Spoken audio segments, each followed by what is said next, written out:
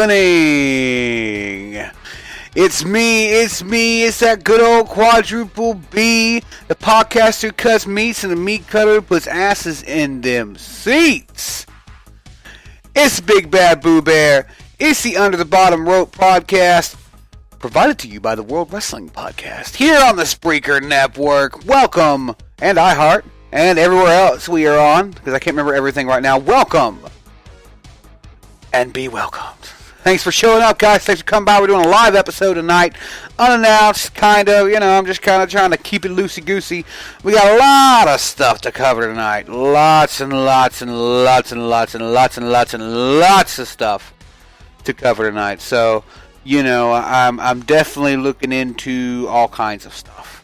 But first, we're going to talk about what's been going on with us here at the World Wrestling Podcast. So let's start real quick with that. Let me take this music down for a minute. Just for now. But, okay, so, we haven't been on as much here lately. My schedule and Sean's schedule has just conflicted over and fucking over again. So we're trying to get together, do a show a month. And until then, we're going to try and do these little shows during the month, like right now, this one, news shows covering some stuff, and then we'll try to get together at the end of the month and just talk some wrestling and everything. So, yeah. But it's been interesting. It's been an interesting time in wrestling. We've got a lot of stuff to cover tonight, So I'm going to try and get everything in and talk about everything. Right now, I'm just kind of doing a little bit of adverting. Usually, Sean's doing the adverting for me. It's a one-man crew tonight. I'm going solo, so just for the night. Well, a couple times a month, but, you get what I'm saying. You all understand. But,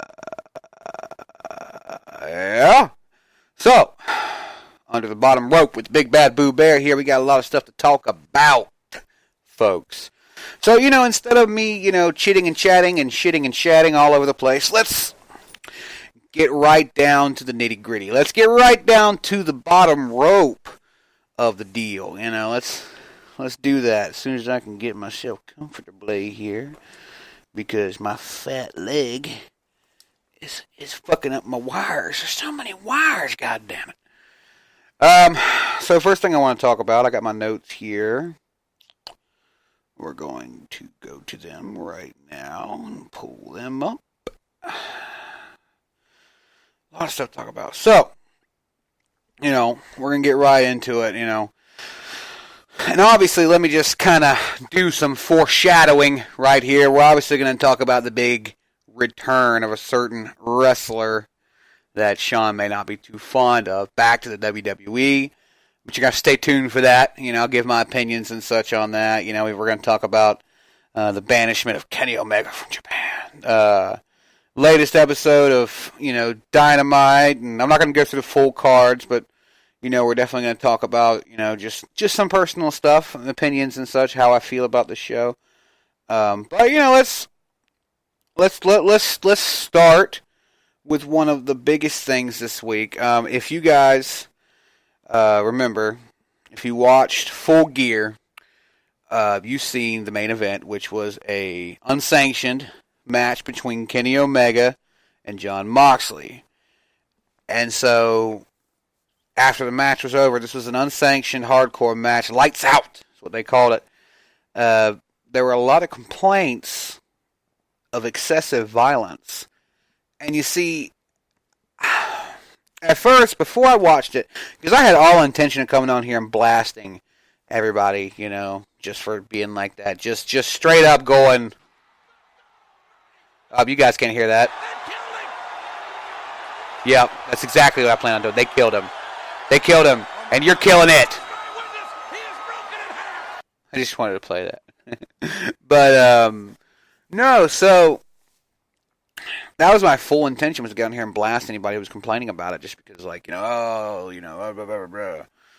But I will say, after watching, the 45 to 55 minute matchup between Moxley and Omega, I can see what they're talking about. But we also got to remember these guys signed up for this, and you knew what it was coming in. Now, maybe you didn't expect this kind of violence out of Kenny Omega, because at least I haven't. I mean, I've never watched his DDT stuff, so he could be a lot more violent and me not know it.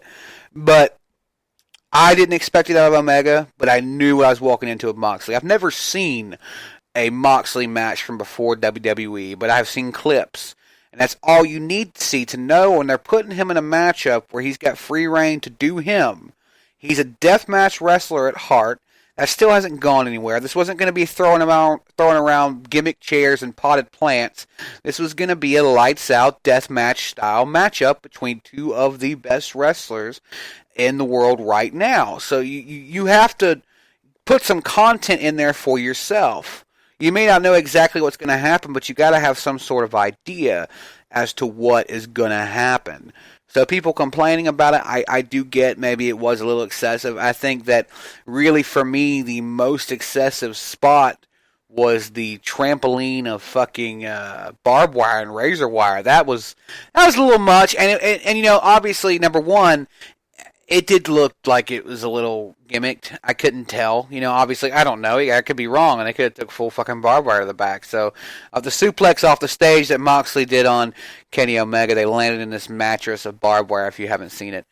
But the only other thing I wanted to say about that match was that part kind of stopped the match. It took a lot of the air out because the refs and the Young Bucks and stuff had to come out and help them out of it, because they weren't getting out by themselves. So for me, that took some of the air out of the matchup at that point.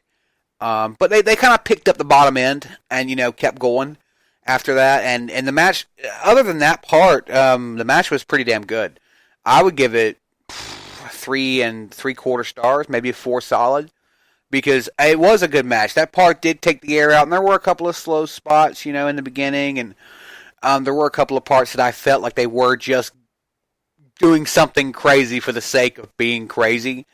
But the match was good. The ending with pulling a tarp back and stuff, never seen that before. I marked about that. Was very interested in seeing that and how it went down.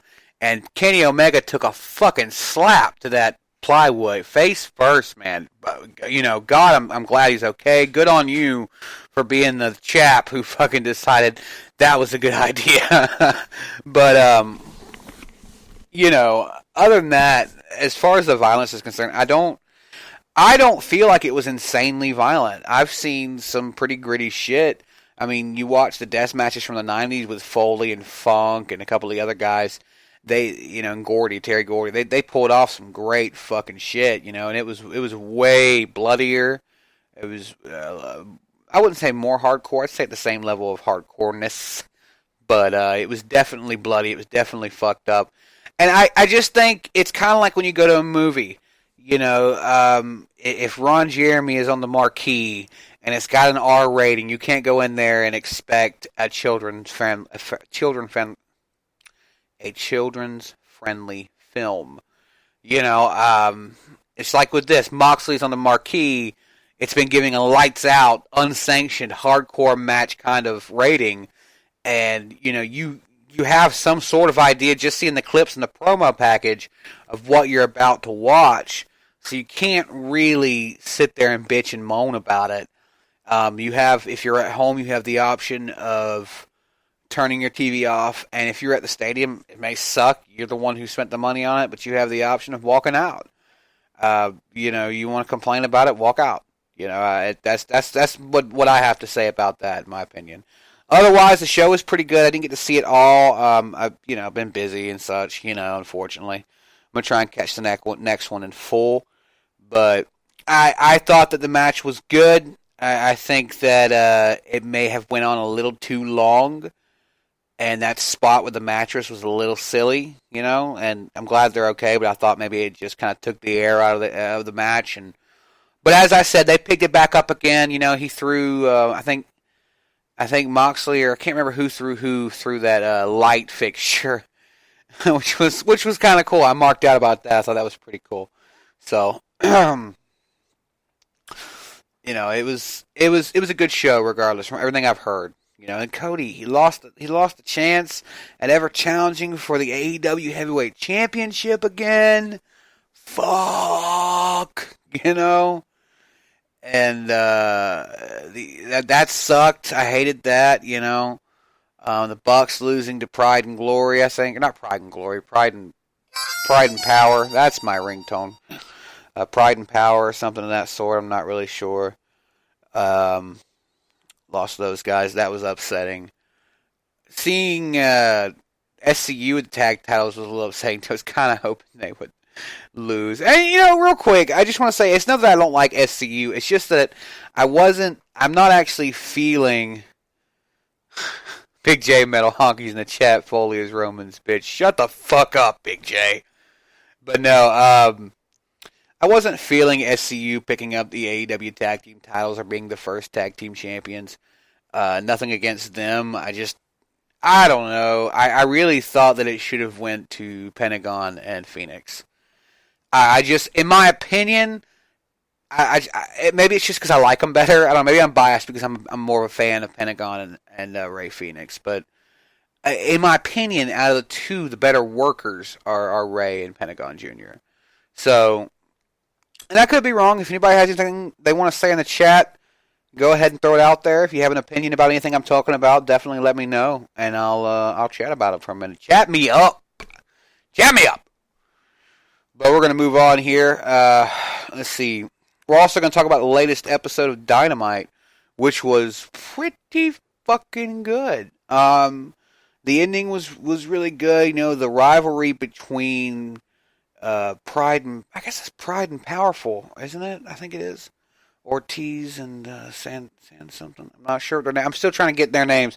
I don't know them that much. I know people are saying they're LAX. I was never really into them before that. So, and then the Young Bucks, and now Private Party is getting involved, and there was a big brawl at the end. That was really cool. Moxley had a squash at the beginning of the show.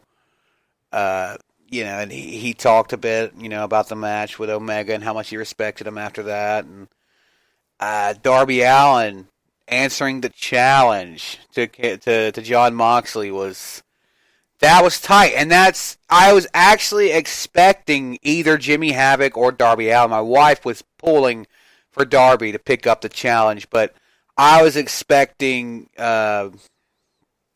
expecting Jimmy Havoc, but we can see that in the future.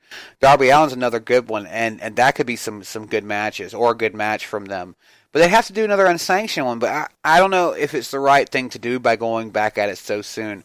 JR said it, and then when me and my wife had talked about this, I had said it as well. I think that the unsanctioned matchup that they're going to be having with Moxley, because firstly, I think they need to create a hardcore television title that he can use to defend it in these type matches. Because, fuck, he's good at them. Let him play to his strengths. He's probably a good chain wrestler and stuff too. I haven't seen a lot of that stuff from him because I stopped watching WWE a long time ago. So I may have missed some Dean Ambrose stuff that could have been insanely good, great technique wrestler kind of stuff. Like I just don't know enough about him like that to give a proper opinion there. But I can tell you he's good at being the hardcore, being the lights out, guy. And so if they gave him some kind of title to run with in that fashion, I think it would be interesting, and him defending that to different challengers like Darby, like Jimmy Havoc, Joey Janela. They've got a division for it. They've got guys they could probably use